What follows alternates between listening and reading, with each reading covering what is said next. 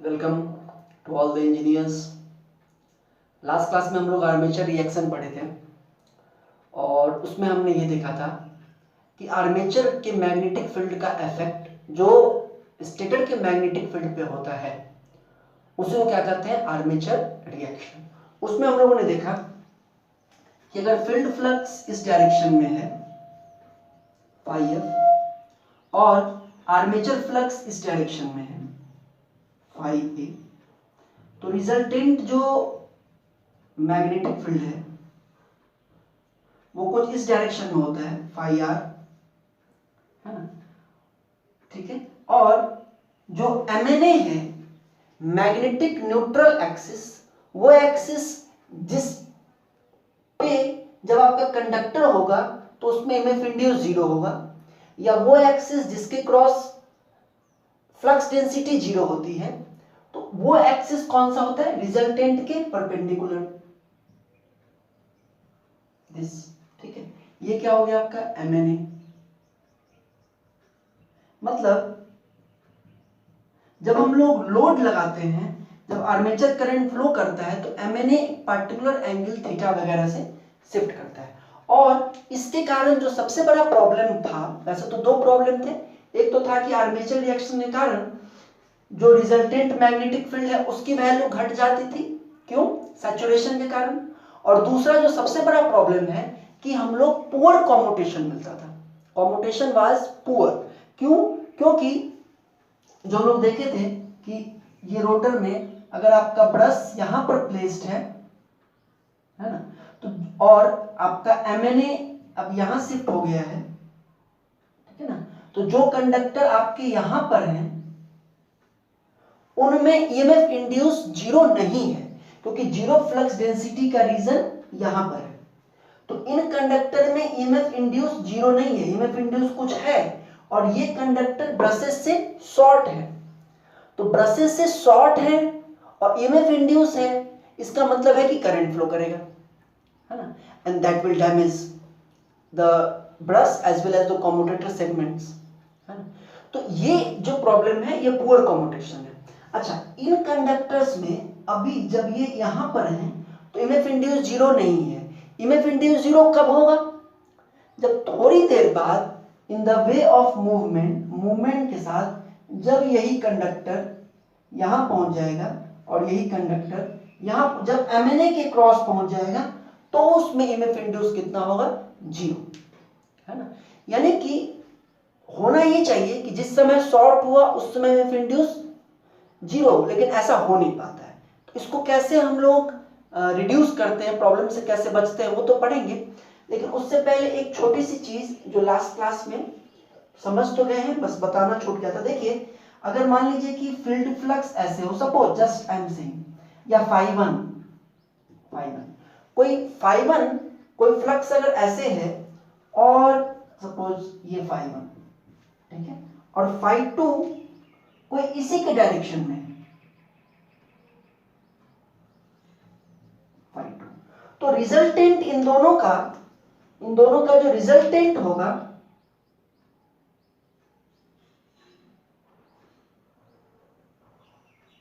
Phi are, वो क्या होगा, इन दोनों का सम। आप अल्जेब्रिक सम भी कर सकते हैं क्योंकि दोनों सेम एंगल पर है, तो फाई 1 प्लस फाई 2। जब दो मैग्नेटिक फील्ड एक ही डायरेक्शन में हो तो उनका रिजल्टेंट दोनों का एडिशन हो जाता है, फाई 1 प्लस फाई 2, और इसको कहते हैं मैग्नेटाइजेशन।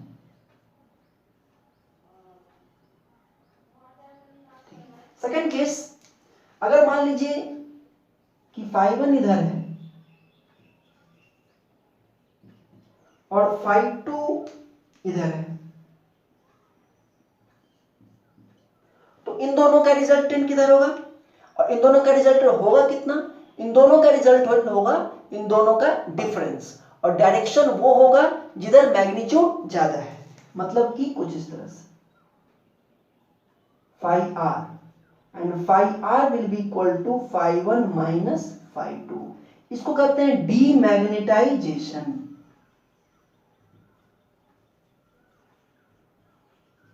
डीमैग्नेटाइजेशन क्यों, कोई घट रहा है। तीसरा केस जो आपके सामने में ये है, या अगर हम इस तरह से बनाएं कि सपोज phi1 यहां हो और phi2 यहां हो, तो इन दोनों का रिजल्टेंट कैसा होगा, यहां होगा phi r, और ये रिजल्टेंट की वैल्यू क्या हो जाएगी, phi r equal to phi1 plus phi2, vector sum है क्योंकि दोनों सेम फेज में नहीं है, वेक्टर सम। देखिए मैग्नेटाइजेशन के कारण रिजल्टेंट मैग्नेटिक फील्ड बढ़ता है, डीमैग्नेटाइजेशन के कारण रिजल्टेंट मैग्नेटिक फील्ड घटता है, और ये जो इफेक्ट है जिसमें कि दो फील्ड एक दूसरे के परपेंडिकुलर हैं, इसको कहते हैं क्रॉस मैग्नेटाइजेशन।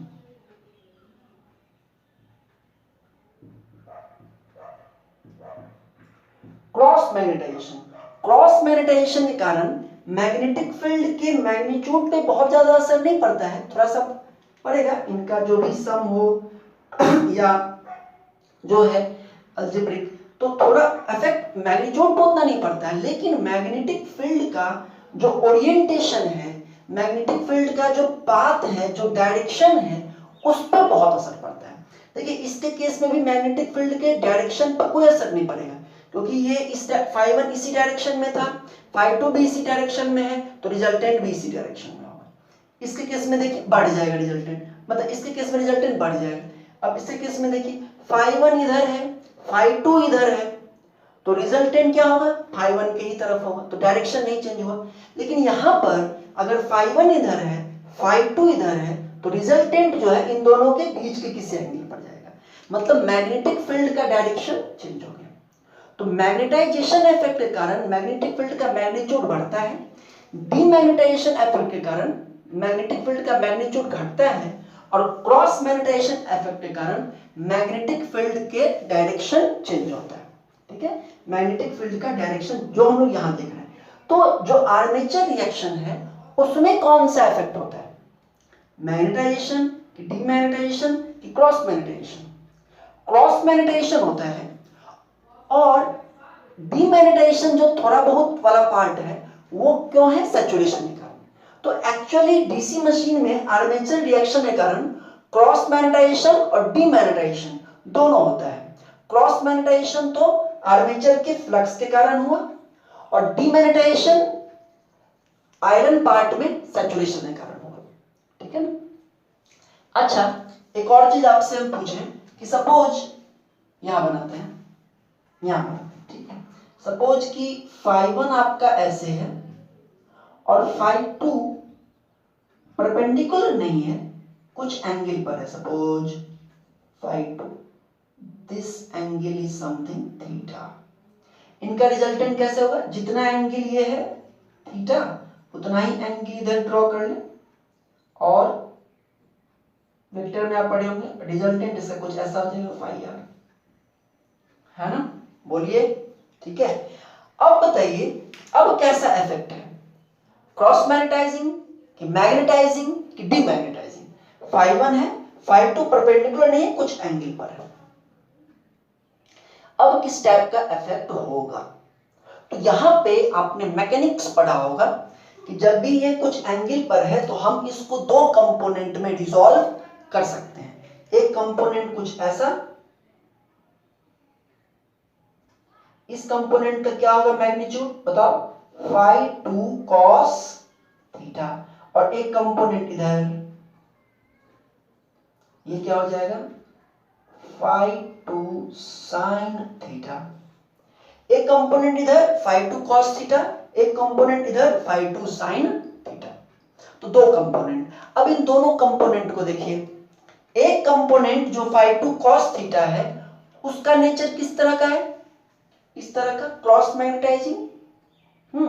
और एक कंपोनेंट जो phi2 sin थीटा है इसका कैसा नेचर है, डीमैग्नेटाइजिंग। मतलब कि अगर दो फील्ड के बीच में कुछ इस तरह का एंगल बन गया, तो इफेक्ट क्या हो गया, क्रॉस मैग्नेटाइजिंग एंड डीमैग्नेटाइजिंग दोनों, मतलब मैग्नीट्यूड भी घटेगा और डायरेक्शन भी चेंज होगा। सिमिलरली आप सोच सकते हैं कि सपोज अगर कुछ इस तरह का है, ये मान लीजिए phi1 यहां है, ठीक है ना, और phi2 सपोज कुछ इस एंगल पर है, या हम बना सकते हैं और भी दूसरा एंगल, हम यहाँ बना रहे हैं बस फाइ टू, कुछ इस एंगल पर है, तो दोनों का रिजल्टेंट किधर हो जाएगा, ठीक है, कुछ यहाँ पर हो जाएगा फाइ आर। अब बताइए, अब फिर अगर इसको हम लोग दो कंपोनेंट में डिसॉल्व करें, एक कंपोनेंट इधर बनेगा और एक कंपोनेंट इधर बनेगा, तो ये जो कंपोनेंट है ये तो इसी के फेज में है, तो या ये क्या करेगा, मैग्नेटाइजिंग, और ये ऊपर तो ये क्रॉस मैग्नेटाइजिंग, ठीक है। तो डिपेंडिंग अपॉन कि दो फ्लक्स के बीच का एंगल किस तरह से है, आप कर भी सकते हैं, मतलब इस तरह से अगर मान लीजिए सीधे एंगल दे दे दो के बीच का, तो आप ड्रॉ करके भी किसी भी एक को बेस मान करके और दूसरे को उस एंगल पे ड्रॉ करके आप निकाल सकते हैं कि ये इफेक्ट क्रॉस मैग्नेटाइजिंग होगा कि डीमैग्नेटाइजिंग होगा कि कॉम्बिनेशन होगा कि क्या होगा, ओके ना। तो इंपॉर्टेंट ये था कि आर्मेचर रिएक्शन के कारण कैसा इफेक्ट हो रहा है, आर्मेचर फ्लक्स फील्ड फ्लक्स पे कैसा इफेक्ट डाल रहा है, तो कैसा इफेक्ट डाल रहा है, क्रॉस मैग्नेटाइजिंग। लेकिन डीमैग्नेटाइजेशन भी होता है due to saturation of iron parts, ठीक है। तो ये एक पॉइंट है जो कि आपके नोट्स में है और यहाँ पे मिस हो गया था, खैर कोई बात नहीं। अब आइए एक नेक्स्ट पॉइंट देखते हैं, 1 मिनट, देखिए ये अभी इसको मत देखिए, इधर देखिए, ये फिगर हम लोग देख चुके हैं। इसमें एक चीज और है कि जब जैसे नॉर्मल कंडीशन में, जब जैसे यहां अगर देखें कि ये जैसे ही इसको टच करेगा, नॉर्मल कंडीशन, ये दोनों नॉर्मल कंडीशन का है, जैसे ही ये इसको कम्यूटेटर सेगमेंट को टच करेगा वैसे ही करंट का घटना शुरू होगा। किस करंट का, इसके करंट का। और ये पॉइंट है ए, यहां भी ए लिखे, ये ए वो पॉइंट है जब time when brush touches commutator segment, time जब ये जस्ट इसको 1 को टच करने वाला है उस समय, तो उसके बाद फिर करंट घटना चालू होगा।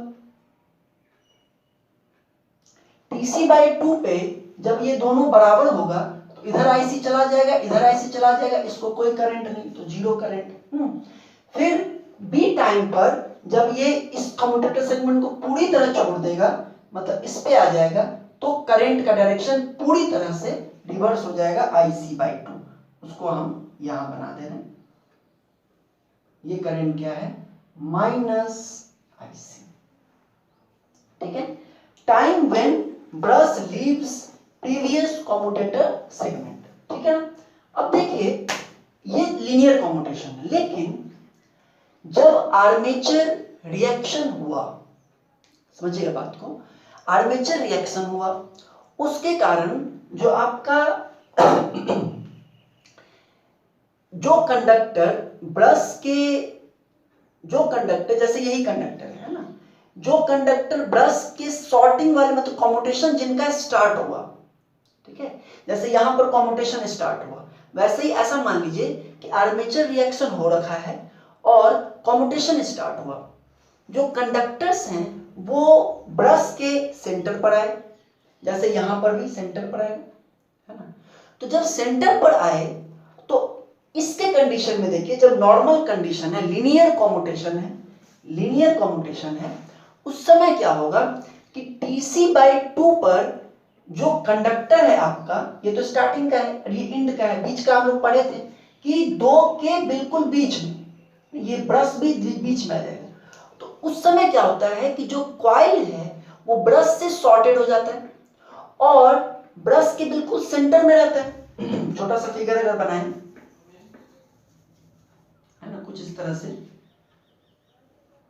कि ये ब्रश है, ठीक है, तो जब सेंटर सॉर्टेड है और ये यहां पर है, बिल्कुल कंडक्टर जो है ब्रश के बीचों बीच है और सॉर्टेड है, तो उस केस में ईएमएफ इंड्यूस जीरो, तो करंट जीरो हो जाता है, जो इस लीनियर कम्यूटेशन में हम यहां पर देख रहे हैं कि Tc/2 पर, Tc पर ये स्टार्ट, मतलब Tc=0 पर ये स्टार्ट हुआ, Tc/2 पर ये बीच के पोजीशन पर आया, यहां पर आया, और फाइनली फिर कंप्लीट हो जाएगा तो ये -Ic हो जाएगा। यानी कि जिस समय ये ब्रश के सेंटर पर है और ब्रश से सॉर्टेड है उस समय ईएमएफ इंड्यूस जीरो है। लेकिन ये तो नेग्लेक्टिंग आर्मेचर रिएक्शन की बात है, जब आर्मेचर रिएक्शन होगा तो हमको पता है कि हमारा MnA हैज गॉट शिफ्टेड, है ना। जब इस सेंटर ऑफ ब्रश पर है, जब ब्रश इसको शॉर्ट किए हुए है, उस समय ईएमएफ इंड्यूस जीरो नहीं है, क्योंकि अब आपका जो जीरो वाला ईएमएफ इंड्यूस वाला पॉइंट है वो ये एक्सिस हो गया, क्योंकि मैग्नेटिक फील्ड ही आपका इस डायरेक्शन में हो गया। अब मैग्नेटिक फील्ड ऐसे नहीं रहा, इस डायरेक्शन में हो गया। तो जब कंडक्टर यहां आएगा तब उसका ईएमएफ इंड्यूस जीरो होगा। अभी अगर ये यहां है तो ईएमएफ इंड्यूस जीरो नहीं है, तो करंट जीरो नहीं है, ठीक है ना। करंट कुछ फ्लो कर रहा है। इसका मतलब कि अगर हम आर्मेचर रिएक्शन को इंक्लूड करें तो हमारा ये ग्राफ नहीं है, ये ग्राफ गलत है। आर्मेचर रिएक्शन को इंक्लूड करें तो, ठीक है ना।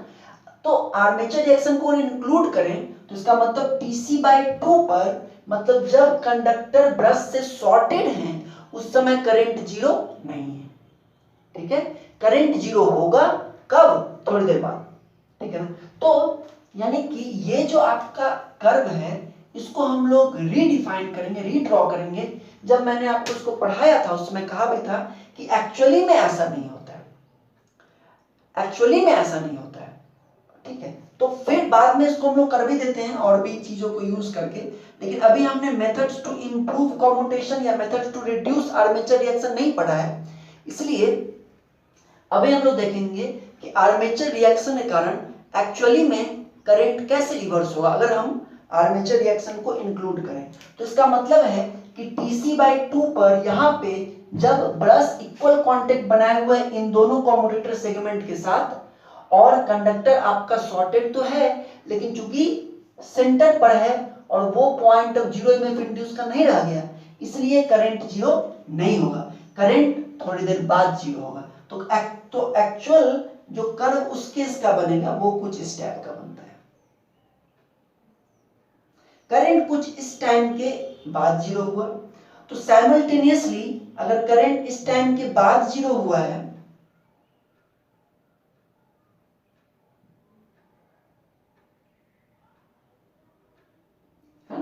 करंट अगर इस टाइम के बाद जीरो हुआ है तो फिर इस टाइम पर देखिए, जब नॉर्मल कम्यूटेशन के केस में जब इस ब्रश ने पूरी तरह से इस सेगमेंट को छोड़ दिया, उसमें नॉर्मल कम्यूटेशन में, लीनियर कम्यूटेशन में करंट हो जाता था -IC, ये था +IC, ये था -IC। लेकिन इस केस में जब आर्मेचर रिएक्शन को हम इंक्लूड कर रहे हैं तो Tc/2 पर करंट जीरो नहीं हुआ, तो करंट कुछ ऐसा रास्ता ले रहा है। तो जिस समय ये IC होगा, लेकिन थोड़ी देर बाद Tc से ज्यादा टाइम लेगा, Tc से ज्यादा टाइम लेगा, और जिस समय ब्रश इसको छोड़ेगा उस समय इसमें कुछ करंट होगा, IC नहीं होगा, IC से कुछ कम होगा। तो ये जो है ना, ये जो करंट है, अगर हम इसको लिखें, मतलब ये वैल्यू, अगर करंट की ये वैल्यू I है तो हम इसको लिख सकते हैं क्या, -IC -I, माइनस क्यों, माइनस साइन के लिए लिए हैं। ऐसे देखिए मैग्नीट्यूड में तो IC माइनस है, पूरे बात को समझिए। आर्मेचर रिएक्शन के कारण आपका MnA शिफ्ट हो गया, MnA शिफ्ट हो गया तो जीरो ईएमएफ इंड्यूस का पोजीशन शिफ्ट हो गया, लेकिन रोटर तो वैसे ही मूव कर रहा है, ब्रश तो वहीं पर है ना। तो जब कंडक्टर ब्रश के सेंटर पर आएगा, या ब्रश जब दो कम्यूटेटर सेगमेंट को बिल्कुल सेंटर टू सेंटर शॉर्ट करेगा, उस समय ईएमएफ इंड्यूस कंडक्टर्स में जीरो नहीं होगा, मतलब कि बीच वाला केस जो है उसमें करंट जीरो नहीं होगा। तो इसलिए यहां पे करंट जीरो नहीं है, इसकी कुछ वैल्यू है, ठीक है, समझ में आ रहा बात। करंट जीरो होगा जब MnA वगैरह पे जाएगा तो वो बाद में होगा जीरो।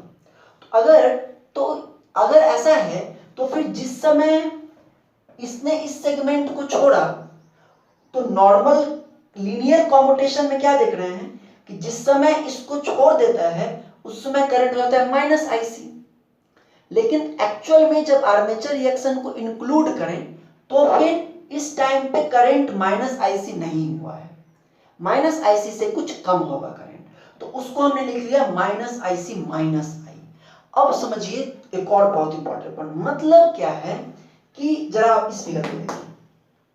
अब यहां देखिए, ये नॉर्मल का कंडीशन है, जब इस ब्रश ने 2 को छोड़ के इसको जैसे ही छोड़ा 2IC आया, IC इधर गया, माइनस IC इधर गया, ये लीनियर कम्यूटेशन है, linear case, this straight line. लेकिन एक्चुअली में जब आर्मेचर रिएक्शन को इंक्लूड करते हैं तो जिस समय ब्रश इस कांटेक्ट को छोड़ता है उस समय ये करंट अभी माइनस IC नहीं हुआ, माइनस IC माइनस आई है, मतलब कि इधर तो माइनस IC है ही, इधर कितना है देखिए, इस डायरेक्शन ले तो माइनस, डायरेक्शन इधर ले तो माइनस लिखने की जरूरत नहीं है, IC माइनस आई, ठीक है ना। ओके, ये डायरेक्शन हो गया, तो दैट इज IC माइनस है। अब आप सोचिए जरा कि KCL किरचॉफ्स करंट लॉ जो जंक्शन के करंट पे डिपेंड करता है वो कैसे सेटिस्फाई होगा, है ना। यहां से 2IC आया, IC इधर चला गया और ये IC माइनस आई इधर चला गया। अब हमको पता है कि जो कॉइल कम्यूटेशन में जा रहा है उसी का करंट चेंज होता है, बाकी कोई करंट चेंज नहीं होता है किसी भी दूसरे का। तो ये IC हो गया, IC माइनस आई, तो इसमें तो IC होना चाहिए, है कि नहीं, इसमें तो IC होना चाहिए, और यहां से IC माइनस आई जा रहा है। अब क्या, ऐसे भी आप देखिए तो 2IC आया, IC इधर गया, IC माइनस आई इधर गया, KCL is not getting satisfied, लेकिन वो तो होगा। तो एक्चुअली में होता है, एक्चुअली में प्रैक्टिकली ये है कि 2IC करंट आता तो है, इधर IC जाता है, इधर IC माइनस आई जाता है, लेकिन इस कम्यूटेटर सेगमेंट अब कितना बच गया, 2IC इधर गया, IC इधर गया, IC माइनस आई बच गया, आई करंट बच रहा है ना। तो होता क्या है एक्चुअली कि ये ब्रश इस कम्यूटेटर सेगमेंट 2 को कितना करंट कम रहा है, आई कम रहा है ना, स्मॉल आई, क्योंकि 2IC IC इन दोनों को आप ऐड कीजिए तो 2IC माइनस आई करंट बच रहा है। तो ये ब्रश इस सेगमेंट को स्मॉल आई करंट एयर के थ्रू ट्रांसफर करता है in the form of spark, मेरी बात, in the form of spark. तो नुकसान काफी सारा हो रहा है। एक तो जिस समय ब्रशेस शॉर्ट हैं उस समय कुछ करंट भी फ्लो कर रहा है, वो भी गड़बड़ है। दूसरा, जब ब्रश ने इस सेगमेंट को छोड़ दिया उस समय इसके करंट को माइनस IC हो जाना चाहिए था, लेकिन ये होगा नहीं, आर्मेचर रिएक्शन ने कहा, क्योंकि सब कुछ डिले चल रहा है। तो होगा नहीं अगर, तो इसका मतलब ये है कि ये बाकी का करंट किसके थ्रू देगा, एयर के थ्रू, ऐसा। I in the form of spark,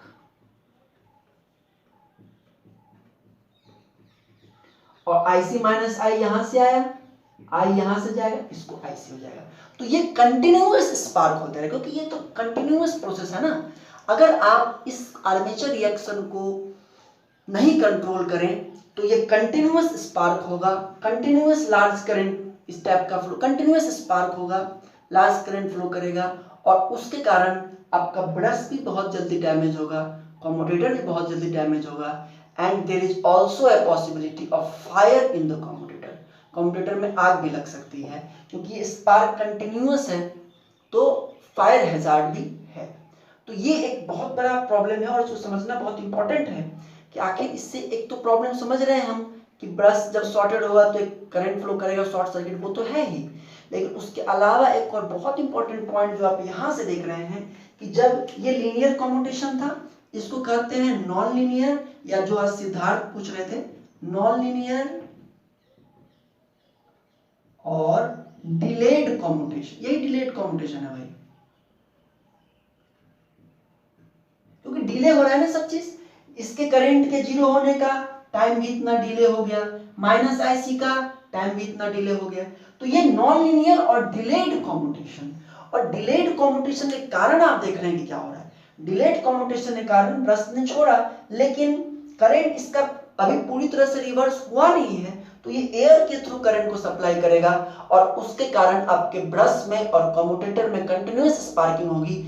आग नहीं भी लगे तो कम्यूटेटर का सरफेस रफ हो जाता है, खुरदुरा टाइप का हो जाता है, और ब्रश जब उससे घिसता है तो ब्रश में भी प्रॉब्लम्स आती हैं, तो देयर आर मेंटेनेंस प्रॉब्लम्स। तो ये आपने समझा डिलेड कम्यूटेशन। हम आपको इसमें एक और बात बताना चाहेंगे कि डिलेड कम्यूटेशन का एक कारण तो ये है ही, मेन कॉज क्या है, एमएनए का शिफ्ट हो जाना। एमएनए और उससे भी कॉज क्या है कि आर्मेचर आया, आर्मेचर करंट आया तो आर्मेचर फील्ड आया तो वो मैग्नेटिक फील्ड ही आपका टिल्ट हो गया। तो एमएनए तो ऑटोमेटिक, एमएनए तो कुछ है नहीं, एमएनए तो हम लोग मानते हैं कि मैग्नेटिक फील्ड के परपेंडिकुलर होता है एमएनए। तो इस चीज को आर्मेचर करंट तो आएगा ही, आर्मेचर करंट को हम रोक नहीं सकते, लोड को सप्लाई देना है तो आर्मेचर करंट तो आएगा ही आएगा, है ना, इसीलिए तो बनाए थे। अब उसके कारण ये क्या देख रहे हैं, डिसएडवांटेजेस देख रहे हैं। अब उनको कैसे रिड्यूस करेंगे वो भी देखेंगे। अच्छा, इसमें एक और छोटा सा बात समझ लीजिए, ऑब्जेक्टिव में इंपॉर्टेंट है।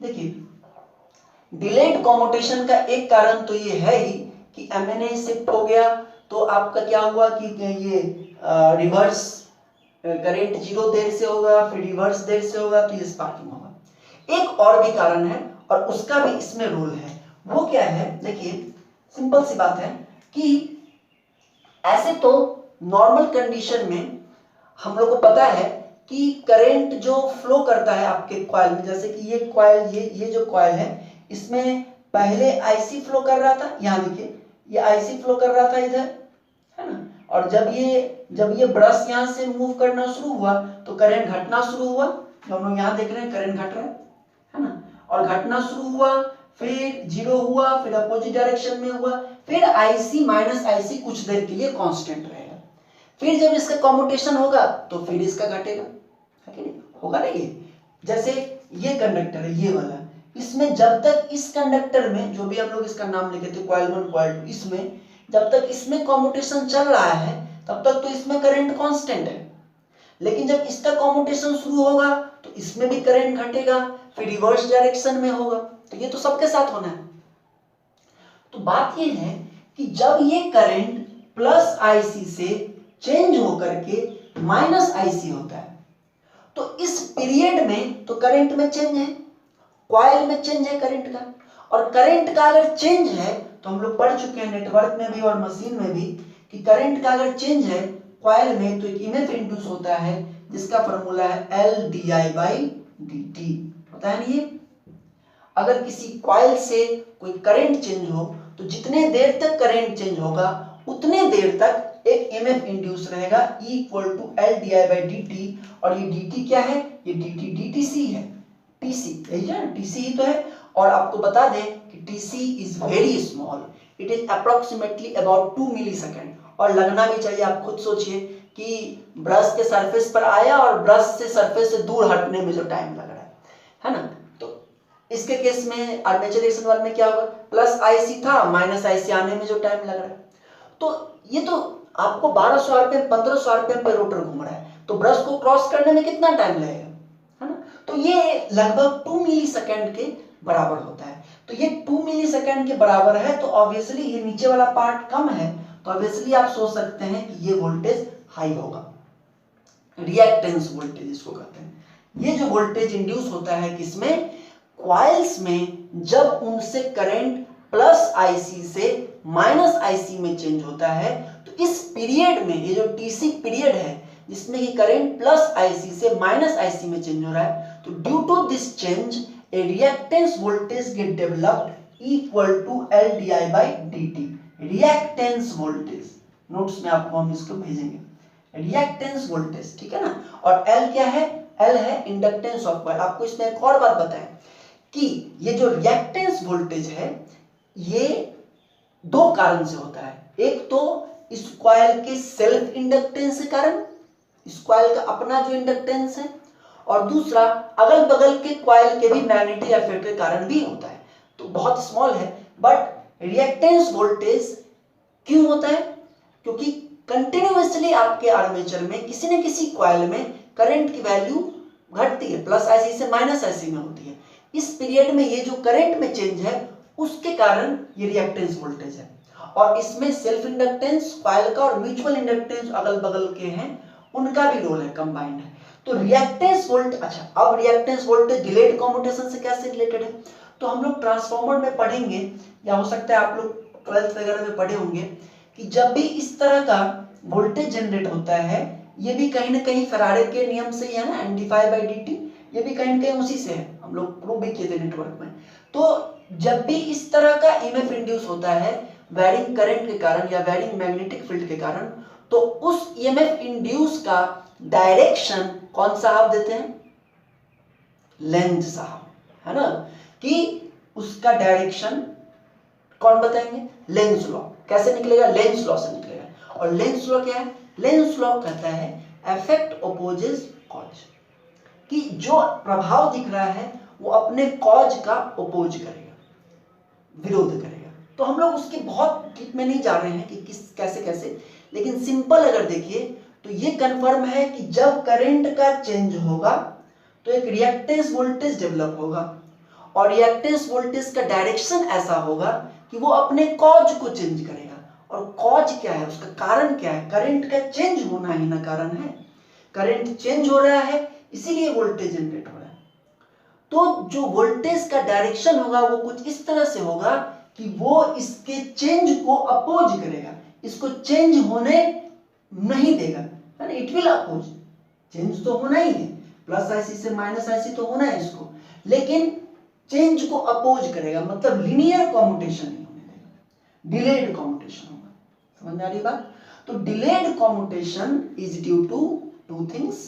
फर्स्ट, एमएनए का शिफ्ट होना, और उसके कारण जिस समय ब्रशेस से शॉर्ट होंगे उस समय कुछ ईएमएफ इंड्यूस होगा, ठीक है, करंट जीरो होगा बाद में, और फिर करंट रिवर्स भी होगा बाद में। जिस समय ये हुआ उसी समय करंट रिवर्स नहीं होगा, करंट रिवर्स भी बाद में होगा, ठीक है।